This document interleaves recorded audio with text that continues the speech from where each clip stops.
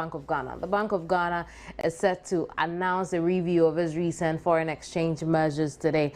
The directives were introduced in February to shore up the local currency whose value against the other currencies, especially the US dollar, was taking a tumble. And I'm joined over the telephone by Sydney Casely Hayford. Is a financial analyst. Thank you very much, Sydney, for your time. Good morning. How are you? I'm well. I trust you're well too. Trying, yes. This review, announcement of these review measures, has been a long time coming, hasn't it? Well, not a long time coming. According to the law, they should have done this 3 months after they instituted the regulation. And I think that those 3 months were up about the week before the end of May. So it's not too late, but it should have been done definitely before the end of May. What should we expect from the central bank? What do you see happening? Well, it's difficult for me to say what they will do, but what I would like to see them do, first of all, to reverse as many of those regulations that they imposed as quickly as possible. Primary on my ticket will be to give people back their checkbooks so they can have access to their foreign exchange account. That for me is the primary one.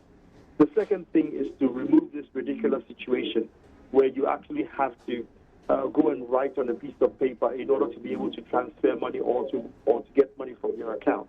That's the second thing. The third thing also is that the $10,000 restriction on the travel is totally unnecessary, especially when you have your own money in your account and you have business to transact abroad. I see no reason why you should be asked to only take a certain limited amount of money.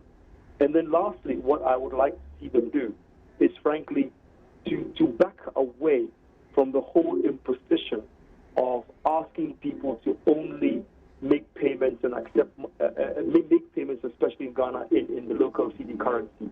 I think all of those are unnecessary restriction on the free trade of money and the free movement of persons to be able to do what they want to do, especially when it is their money and it is nobody's money that they are begging for.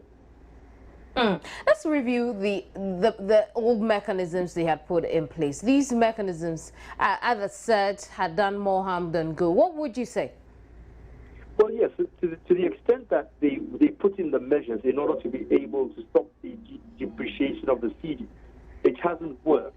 I think I caught a news bite this morning on Joy FM that since the restrictions were imposed, the currency has actually deteriorated by 30%.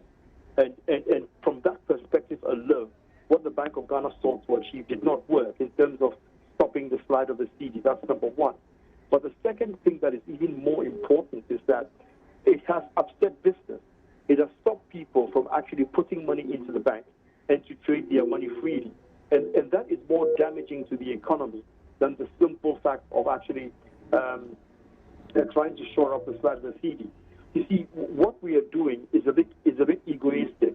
This egotistical idea that the currency exchange rate between the CD and the dollar has to be a certain figure of about 3 to 1 or 4 to 1 or 2 point something to 1 is ridiculous, because if you allow the CD to float and you allow it to find its own level, it will settle at a point where people feel comfortable with the idea that this is the actual right amount of CDs that you need to be able to buy a dollar.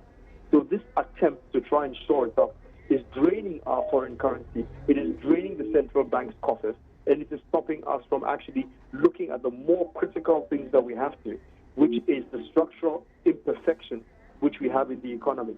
The Bank of Ghana, a lot of times, I mean, even with the recent foreign exchange measures they had put in place, the implementation of some of the substances of the measures he had come up with seem to have been very difficult. For instance, when he decided to tackle the issue of dollarization, we saw just a brief action and then that was the end of it. What would you say about now that they are reviewing those measures? Well, it's typical of all of these things that we try and do. When our civil and public servants try to convince us that they're actually doing something that will work, it turns out not to be so. and then they always shy away from the task. When this matter came up, especially when they were talking about sending task force from the BNI to go and check at hotels and restaurants and make sure that nobody's actually quoting in dollars, we all said it was not workable. They didn't have the number of bodies to be able to do it, and it was openly discussed. Bank of Ghana rigidly said that they could do it, and here we are. We are at that stage now, and it couldn't be done. It's a waste of time and a waste of resources, and they should stop trying to put in all these knee-jerk reactions, which the general populace believes and knows that it doesn't work. So I think they should stop trying to do all this. There's nothing wrong with people coming into this country and bringing foreign currency, provided they don't actually buy and trade the foreign currency. There should be no reason why we can't accept any currency anywhere in this country. We are in modern times.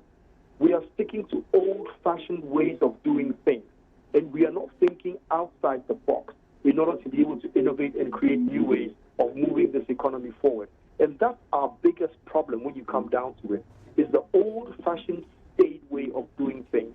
And that is really hurting those of us who are trying to come up with more modern ideas, and especially for the youth of this economy who are coming up and trying to figure out how to manage. This is all so old-fashioned and backward. Do you see us being able to tackle the cedi fall in the short term? No, you can't do it in the short term unless you allow the currency to float and find its level. If you do that, then that's fine. And in many ways, that will help, because then it will stop the heavy importation of anything that people can bring in because it's affordable or because they can find enough cedis. So if the central bank goes a little more hands-off and allows the economy to actually work, it will find its level quickly and will settle at a comfortable level. You see, for currencies to be stable, it needs time.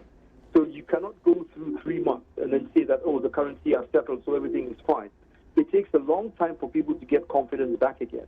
So you're looking at maybe a year or two where the cedi will not fluctuate that much, and people will be able to predict that if they bring goods in, they'll be able to sell and recover their capital and be able to reinvest and bring the next batch of goods in.